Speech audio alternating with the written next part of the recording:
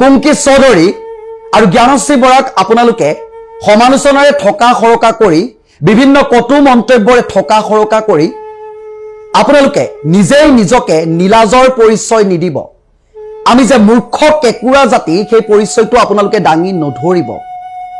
দুগৰাকী অসমীয়া জীয়াৰী, উচ্চ শিক্ষাৰে শিক্ষিত জীয়াৰী, যি দলৰ পৰাই প্ৰতিনিধিত্ব নকৰক কিয় তেখেতলোকে ৰাজনীতিৰ পথাৰত একেবাৰে নতুন আছিল। আৰু আপোনালোকে বৰ্তমান সময়ত নিৰ্বাচনৰ ফলাফল ওলোৱাৰ পাছতে দুইগৰাকী যুৱতীক এনেকুৱা ধৰণে মানসিকভাৱে ব্যক্তিগতভাৱে ব্যক্তিগত জীৱনতো এনেকুৱা ধৰণে আক্ৰমণ কৰিছে যে তেখেতলোকে এটা ৰাষ্ট্ৰদ্ৰোহ কৰিলে, এটা জীৱনৰ আটাইতকৈ ডাঙৰ ভুল কৰিলে। আপোনালোকে নিজৰ পৰিচয় নিজেই দাঙি নধৰিব। ইয়াৰ লগতে আৰু এটা কথা কওঁ, ডেমক্ৰেসি বিৰোধীৰ ভূমিকা কি নজনা একাংশই অলগদ্ধ মূৰ্খ পলিটিক্সৰ কোনো ল নজনা, পলিটিক্সৰ কোনো এথিক্স নজনা একাংশই কেৱল মাত্ৰ উপৰুৱা কেইটামান ভিডিঅ' চাই পৰাজয়ৰ সেই সংখ্যাটো চাই বৰ্তমান সময়ত যি পায় হাতত এনেদৰে মোবাইলটো লৈ যি পায় তাকে বকিবলৈ আৰম্ভ কৰিছে। প্ৰথম প্ৰচেষ্টাতে কুংকি চৌধুৰী আৰু জ্ঞানশ্ৰী বৰাই যিটো ৰেকৰ্ড কৰিলে, হয়তো বৰ্তমান সময়লৈকে এই যি ৰাজনৈতিক প্ৰেক্ষাপটত, অসমৰ ৰাজনৈতিক প্ৰেক্ষাপটত অতিকৈ কম। তেখেতলোকে যিমান দূৰ আগুৱাই গ'ল তেনেদৰে হয়তো বহুজন নেতা আগুৱাই যাব পৰা নাছিল। আজি অসমৰ বাকপটু, চতুৰ আৰু বিদগ্ধ বৰ্তমান সময়ত ৰাজনীতিৰ এজন কাণ্ডাৰী হিমন্ত বিশ্ব শৰ্মায়ো যেতিয়া প্ৰথম প্ৰতিদ্বন্দ্বিতা কৰিছিল মাত্ৰ 29,000 মান ভোট পাবলৈহে সক্ষম হৈছিল।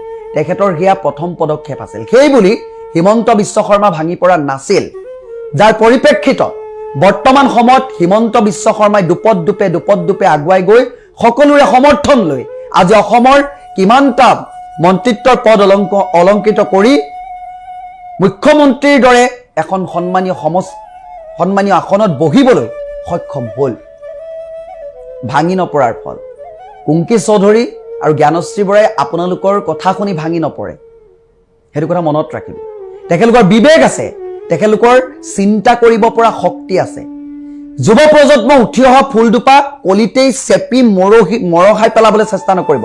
আমাৰ সেইটো অভ্যাসেই। আমি জানো, আজি মনত পৰিছে জুবিন গাৰ্গে কোৱা কথাষাৰ আজি মনত পৰিছে যে আমি কেঁকুৰা জাতি, জাতি গ'ল মাটি গ'ল ভেটি বৰ্তমান যাওঁ জাতি বৰ্তমান যাওঁ। বৰ্তমান ৰাজনৈতিক নেতাই ৰাজনীতিৰ স্বাৰ্থত কি কৰিব পাৰে সেই কথাবোৰ আপোনালোকে ইতিমধ্যে দেখিছে। মই বিৰোধী বা শাসক দুই পক্ষৰে যিসকল নৱপ্ৰজন্মৰ যুৱকে প্ৰতিদ্বন্দ্বিতা কৰিছিল তেখেতলোকক মই আন্তৰিকতাৰে স্বাগতম জনাইছিল। সেয়া লাগিলে পবিত্ৰ ৰাভাই হওক, ৰূপালী লাংথাচাই হওক, ঋষিৰাজ হাজৰিকাই হওক, ইফালে লুৰিণজ্যোতি গগৈ, গৌৰৱ গগৈ বা জ্ঞানশ্ৰী বৰা, কুংকি চৌধুৰী, সকলোকে আমি ভাবিছিলোঁ সদনখনত আমি খুব সুন্দৰ সুন্দৰ কথা বাৰ্তাবোৰ আলোচনা কৰিবলৈ পাম। আমি এডুকেশ্যনৰ কথা পাতিম, আমি অৰ্থনৈতিক দিশবোৰৰ কথা পাতিম, আমি নিবনুৱা সমস্যা সমাধানৰ কথাবোৰ পাতিম। চাকৰি কেইটা দিলেই নিবনুৱা সমস্যাৰ সমাধান নহয়, 2 লাখ টকা এটা দিলেই, আত্মনিৰ্ভৰ আঁচনিখন দিলেই সমস্যাৰ সমাধান নহয়। আইন শৃংখলাৰ কথাবোৰ পাতিম, কিন্তু বৰ্তমান সময়ত আকৌ সেই আগৰ কথাবোৰেই পাতিব লাগিব। আপোনালোকে ৰুব কেৰেলাৰ পুলি, বিচাৰিব তাৰ পৰা আপেল, নহ'ব, আপোনালোকে নাপাব নহয়। গতিকে কথাবোৰ গুৰুত্ব দিব।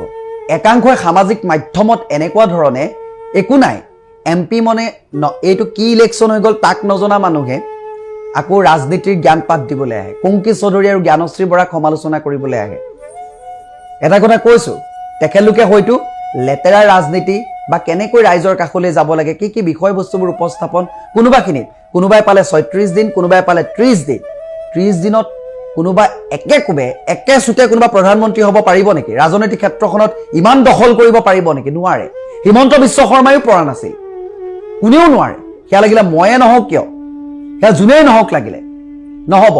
একালত বৃন্দাবন, একালত পৰেশন। আপোনাৰ কথা বাৰ্তাবোৰ সকলো এইটো ৰাজনৈতিক কোনো স্থিৰতা নাই, কাৰো প্ৰপাৰ্টি নহয়। এই ৰাজনৈতিক পথাৰখন কাৰো প্ৰপাৰ্টি নহয়, বিধানসভাখন কাৰো প্ৰপাৰ্টি নহয়। তাত ৰাইজৰ কথা আলোচনা কৰিবলৈকে ৰাইজৰ দ্বাৰা, জনতাৰ দ্বাৰা, জনতাৰ বাবে জনতাৰ চৰকাৰ, জনতাই নিৰ্বাচন কৰে। সেই 5 বছৰৰ পিছত হয়তো এই স্থিতিটো ওলোটা হ'ব পশ্চিমবংগৰ নিৰ্বাচন চাওক 15টা বছৰে যিদৰে দবদপাই আছিল আজি ৰাইজে লুটিয়াম বুলি ক'লে ৰাইজে লুটিয়াই দিলে ৰাইজে নতুনত্ব বিচাৰিলে গতিকে ৰাইজে লুটিয়ালে ঠিক আছে কংগ্ৰেছৰ শাসনকাল আপোনালোকে চাওক 15টা বছৰ নেৰানেপেৰাকে শাসন কৰিলে তাৰ পৰা কি হ'ল লুটি খাই গ'ল এজেন্ডা গ্ৰাছ লেভেলত কি হয় বুথ পৰ্যায়ত কি এই সকলোবোৰ বস্তু যেতিয়ালৈকে আপুনি কেপচাৰ কৰিব নোৱাৰো ৰাজনীতিৰ বিৰোধীৰ ভূমিকা আমি কি বুজিব নোৱাৰো তেতিয়ালৈকে কিন্তু এই শাসক পক্ষ যি দলে শাসক কৰিব তেতিয়া যি মন যায় যিহকে মন যায় তেনেধৰণে নিজৰ মন মৰ্জি খেয়াল খুচিমতে যি কৰিবলৈ মন যায় তাকেই কৰিব কথাবোৰ বুজি পোৱাৰ সময় দুটা নৱপ্ৰজন্মৰ দুগৰাকী উঠি অহা প্ৰজন্মৰ দুপা ফুল হয় সেই ফুল দুপা আপোনালোকে কলিতেই মৰহাই নেপেলাব যি সাহস কৰিছে এই পথাৰখনলৈ আহিবলৈ আপোনালোকে কিমান দিন হ'ল সেই পুৰণা কেজনে খাই খাই পেট গেৰেলা কৰি সম্পত্তি পাহাৰ গঢ়াবাহিয়ে একোৱে কৰা নাই সদনত গৈ দুআষাৰ কথা কোৱাও নেদেখো সেই সকলোকে আপোনালোকে ভোটাধিকাৰ দি সাব্যস্ত কৰি জয়যুক্ত কৰিলে সভা সমিতিয়ে ভালকৈ কথা এটা ক'ব নোৱাৰে সদনত গৈ ভালকৈ কথা এটা ক'ব নোৱাৰে ইংৰাজী বুজি পায় নে নাপায় তাকো চিন্তা তাৰ পৰা যেতিয়া শিক্ষিত যুৱ প্ৰজন্ম আহিব সেই সকলক আপোনালোকে আদৰি নলয় তেখেতলোকৰ মনোবল বৃদ্ধি কৰাৰ পৰিৱৰ্তে তেখেতলোকক যে সামাজিকভাৱে হত্যা কৰিছে আপোনালোকে সেই কথাবোৰে আপোনালোকে দেখুৱাই আছে আপোনাৰ ব্যৱহাৰে আপোনাৰ পৰিচয় আপোনালোকে দেখুৱাইছে কিন্তু কথাটো এইটোৱে নাপায় আপোনালোকে বুজি পাব ডেমক্ৰেচিত বিৰোধীৰ ভূমিকা কি শক্তিশালী বিৰোধী নহলে শাসক পক্ষই কি ভূমিকা গ্ৰহণ কৰিব পাৰে সেই বস্তুবোৰ এবাৰ ক্যালকুলেশন কৰিব আপোনালোকৰ যেতিয়া এনালিসিস নাথাকে পলিটিক্যাল এনালিসিস নাথাকে কাৰোবাৰ কোনোবাই কলে কোনোবাই কিবা হল এই কথাবোৰতে বিশ্বাস কৰি মেলি উপৰুৱা কেৱল আৱৰণ থকা পৃথিৱী এখন চাই থকাৰ বাবে আমাৰ আজি এই অৱস্থাটো কথাবোৰ মনত গুৰুত্ব সহকাৰে বিচাৰ কৰিব কুংকি চৌধুৰী আৰু জ্ঞানশ্ৰী বৰা সদায় আগুৱাই যাওক কুংকিৰ দৰে আৰু যুৱ প্ৰজন্ম ওলাই আহক আৰু আহক ৰাজনীতিত আমাৰ যুৱ প্ৰজন্মৰ প্ৰয়োজনীয়তা আছে আমি কি বিষয়বোৰ আলোচনা কৰিব লাগে সেই বস্তুবোৰ আমি তাতে